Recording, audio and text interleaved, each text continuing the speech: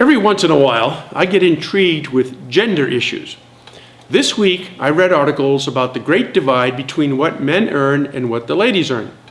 Then I read how the Navy and the Marine Corps will be changing the names of many of the job titles that have been in use for decades.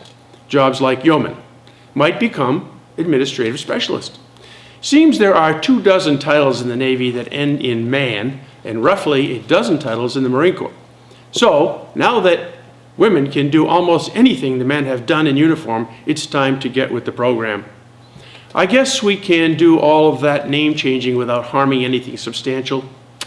Not so far back, we changed messmen to culinary specialists. When I entered the service in 1967, most of the messmen were Philippine nationals on their way to U.S. citizenship. Well, what about pay?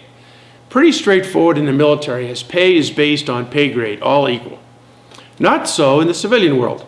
We are all aware of the pay inequality that continues to exist in our workplaces. Now, I found a chart that compares income by age. It lists the median incomes. To be clear, the median in the math world represents the value in a frequency distribution above and below which values with equal total frequencies appear. Got that? So the chart says that men 25 to 35 had a median income of $36,097. Women, $26,261. The 34 to 44 males made $46,573 versus $31,070 for the ladies. The 55 to 64 group dropped to $43,280 for the guys and $26,848 for the women. So the disparity went 37% difference at 25 to 50% difference when 35 to 64% difference at 45. Worse yet, at 65 plus, it is 80% different. Not good, my friends. So how did we get to this point and what should be done? Well, that one is a college course in itself, but we do know that lots of good folks are working on this issue. Just search the internet for pay inequality and snuggle in for the winner. Now, I wondered how far back in U.S. history you have to go to find the first references to gender pay inequality. Now, I spend some of my volunteer time at Prescott Farm. This is the period farm owned by the Newport Restoration Foundation that is on the border between Portsmouth and Middletown. The NRF moved colonial buildings onto the site and asked the URI Master Gardeners, I'm one of those, to design kitchen gardens to represent what was grown in the 1700s on Aquidneck Island.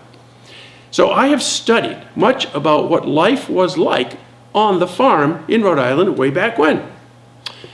Back then, the farm was owned and operated by a married couple. The men and women had roughly equal workloads based on tradition. The women worked inside, men outside. The women tended the house and the gardens, the men got the barns and the fields. The gals and the kids, all 7 to 9 of them, milked the cows and fed the chickens.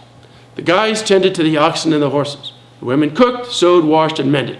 Men plowed, chopped, repaired, and hunted. Seems the workload got spread out equally. No pay issues, as just enough was harvested to sustain the family with a little left over to sell in the neighborhood. So the garden was super important. Now, it could be as large as an acre, and after the dad plowed it up, the ladies planted, weeded, and stored for the winter months. Now, these farms required more labor than a husband or wife could give, so they needed kids. Got them all started on chores as soon as they could walk. The family farm was very important to keep the family fed, but it wasn't an easy way to make a living. Too many rocks and shallow, fertile soil in New England. The early colonists built ships, went whaling, fished, and became blacksmiths. These are guy things. The gals had to do the chores and the cooking. Oh, the good old days.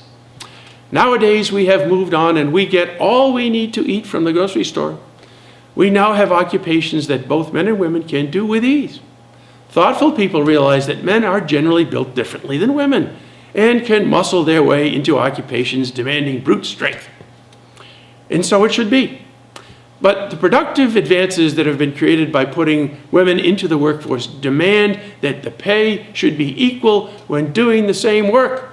Come on, guys, get off the farm and into the brave new world. Thanks for watching, and God bless.